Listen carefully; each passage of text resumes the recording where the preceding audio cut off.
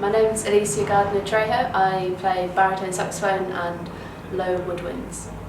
I started piano when I was 8 years old, but I hated it. So when I went to secondary school I took up the saxophone because I thought it was a lot cooler, and it just resonated a lot better with me, and I kind of went from there. So I had saxophone lessons at school. My teacher put me through the jazz grades, so immediately I wanted to listen to the pieces that I was playing in the jazz grades. I was checking out sort of Benny Carter. I started quite, I went quite chronologically through the jazz path.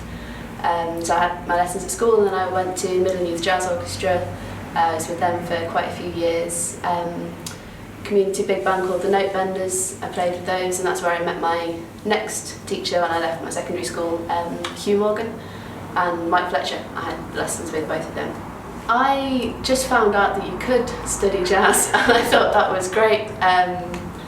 Actually, a pianist in 2 years above me at school was applying to jazz courses when I was, I must have been year 9. I think he did the junior course at the conservatoire, and that's sort of how I found out about it. And I found out you could do you could get a degree in jazz, and I thought that was great. I like themes. I work well from sort of an idea or even just a title. Sometimes I'll come up with something out of the blue, but that's quite rare. I usually work from something. So with my ensemble at the moment, I've got this seasons theme, so that's sort of how I'm working through that. Orchestration's a big part of it as well. Even in the smaller groups, I like to think about every aspect. That kind of all goes alongside. I tend not to do one thing then the next. It all seems to sort of, the themes and the orchestration, melody, everything kind of comes together. Yeah, the 3 Gs of Gil Evans, George Russell and Gunther Schuller are my 3 big ones. Again, that's like largely an orchestration thing. Also Stravinsky's Soldier's Tale, which Hans Koller introduced me to at Conservatoire. That's been a big part of it. Just different ways of thinking about it. I find it's good to get away from the, I know this is a jazz interview, it's good to sometimes get away from the jazz focused side of things. It's good to get different perspectives. Definitely George Russell's New York, New York. I think it's accessible, but it's also got, it's one of my favourite albums, and it's what I always kind of go back to if I hit a sort of creative block. Pull Motion on Broadway, probably all of them, but especially the one with Rebecca Martin and Larry Grenadier. That's a great small group jazz things, just a trio. It's really interactive.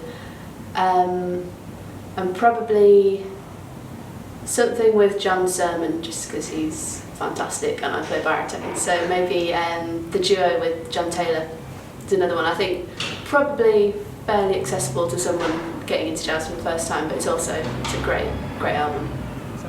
Yeah, I've got a couple at the moment actually. I've got mini Birth of the Cool quintet, where I've taken the 6-horn arrangements and reduced them down to 3 for a cordless quintet. So that's kind of a smallish project at the moment. And then the main one is my large ensemble Bobtail, who are releasing their EP in May. It's our first gig with, again, this is the seasons thing, going through the seasons. And that's, yeah, May. We've got October in Leeds, May's London, and then we've got the Birmingham gig here. We're hunting around for a summer gig as well. Stick together. I've never found it to be a particular pressure being a woman in jazz minority, but it does really help to know who your female jazz friends, musicians are.